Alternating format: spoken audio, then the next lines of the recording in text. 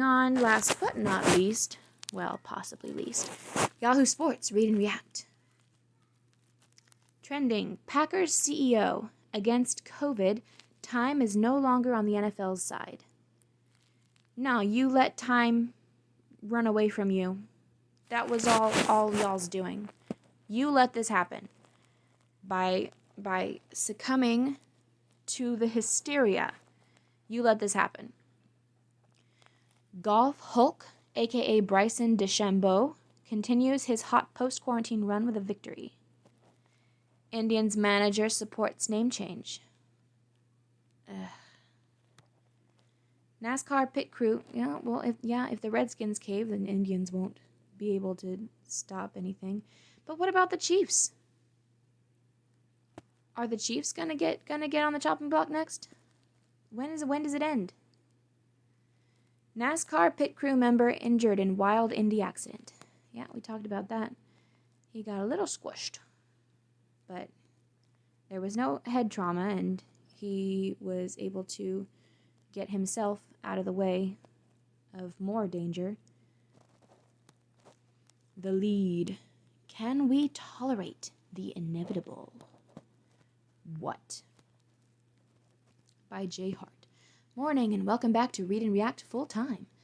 Coming out of the holiday weekend, we've got the Milwaukee Bucks shutting down their team facility over COVID concerns, NASCAR's Jimmy Johnson on the shelf after testing positive, MLB players both testing positive and backing out of the upcoming season, and the MLS bubble already penetrated. This isn't to paint a doom and gloom picture of the state of sports, but rather to point out the obvious. If sports are going to happen, players are going to get COVID. Exactly. The question then is this. Are players okay with that? Are teams? Are leagues? Educate your fucking players. Show them the real numbers. Show them the real chances. The chances that they have of dying are so minuscule. Given the chances of anybody dying are 0.00 whatever percent. That's a very small chance. And athletes, I think you can reduce that even more, because healthy people don't generally die from this, even if they have it bad. I don't know if healthy people can get it really bad, but they're generally not going to die.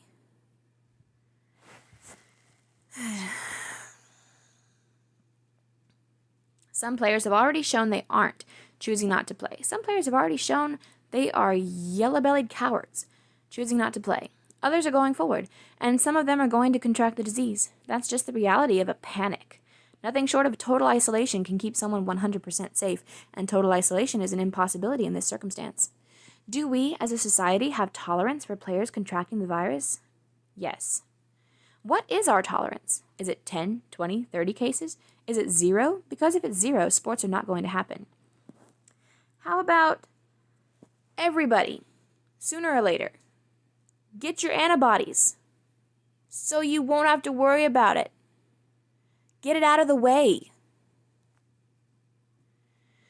This isn't meant to be a political discussion or even a scientific one. And yes, I realize everyone has their PhD in epidemiology by now, but a real-world one.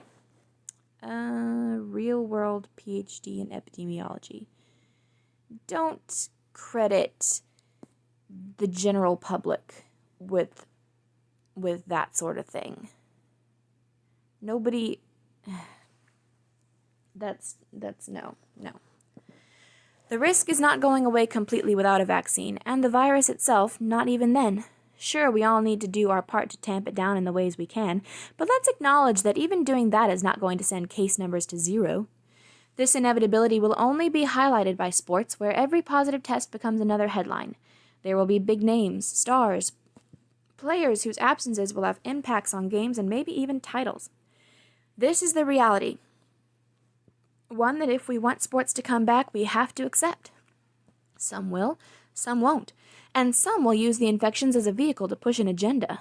Over the weekend, Green Bay Packers CEO Mark Murphy issued a veiled warning saying, "Time is no longer on our side." He's right. It's not about time anymore. It's now about tolerance. It should have been about tolerance from the start.